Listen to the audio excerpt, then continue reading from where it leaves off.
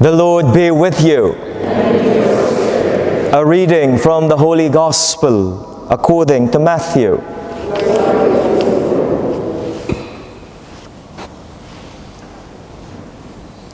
The book of the genealogy of Jesus Christ, the son of David, the son of Abraham. Abraham became the father of Isaac, Isaac the father of Jacob, Jacob the father of Judah and his brothers. Judah became the father of Parish and Zerah, whose mother was Tamar.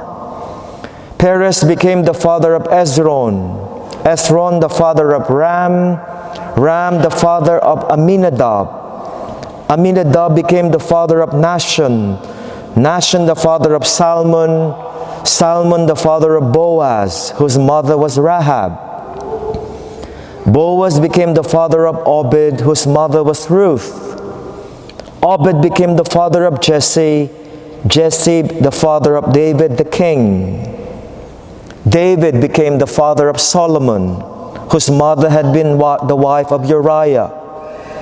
Solomon became the father of Rehoboam, Rehoboam the father of Abijah, Abijah the father of Asaph, Asaph became the father of Jehoshaphat, Jehoshaphat the father of Joram, Joram the father of Uzziah, Uzziah became the father of Jotham, Jotham the father of Ahaz, Ahaz the father of Hezekiah, Hezekiah became the father of Manasseh, Manasseh the father of Amos, Amos the father of Josiah.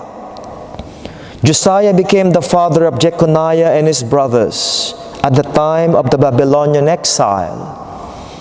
After the Babylonian exile, Jeconiah became the father of Shealtiel, Shealtiel the father of Zerubbabel, Zerubbabel the father of Abiud, Abiud became the father of Eliakim, Eliakim the father of Azor, Azor the father of Zadok, Zadok became the father of Achim, Achim the father of Eliud, Eliud the father of Eleazar, Eleazar became the father of Mathan, Mathan the father of Jacob, Jacob the father of Joseph, the husband of Mary, of her was born Jesus, who is called the Christ.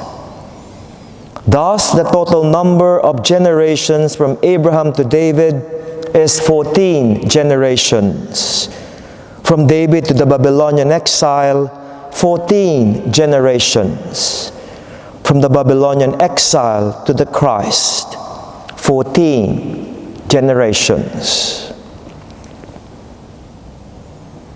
The Gospel of the Lord.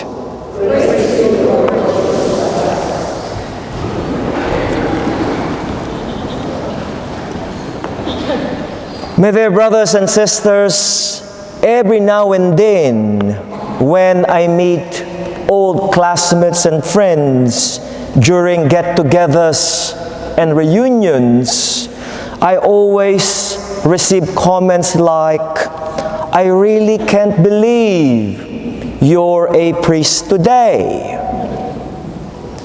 And until now, I still don't know what to make of it. Do I take it as a compliment or an insult? And seriously, I don't really blame them, because no one in the family or in my own family tree has been a religious or a priest. Today we have heard of the genealogy, the family tree of Jesus. Generations and generations of people comprising the lineage from where the promised Messiah would come. And if a fortune teller looks at the family tree, he would have no second thoughts, dismissing the idea that the Messiah would spring up from the stock of these people.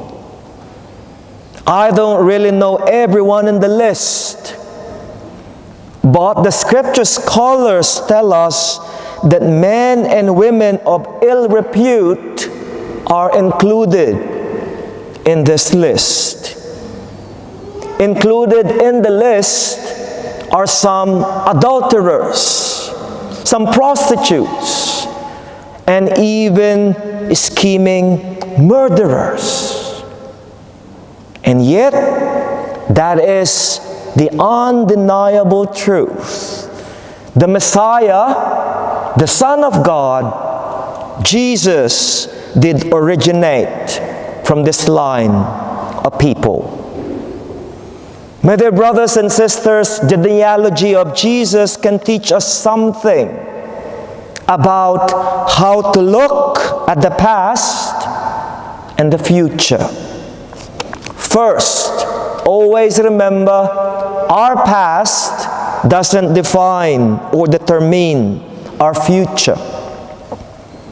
Freedom to correct and learn from the past is always the gift of the present moment. Remember always, we are not creatures of chance. We are creatures of choice. And it is not by chance that I found myself in priesthood. It is my choice with God's help, despite a past that doesn't seem to point to it. Second, one does not tell the future. We make our future with God's help. And it will do so well to remember what the sage says. The best way to predict your future is to create it. We are not born doctors. We are not born lawyers. We are not born engineers. We are not born architects. I was not born a priest. I underwent formation to become one. 12 years of formation to be exact. And my formation continues until now.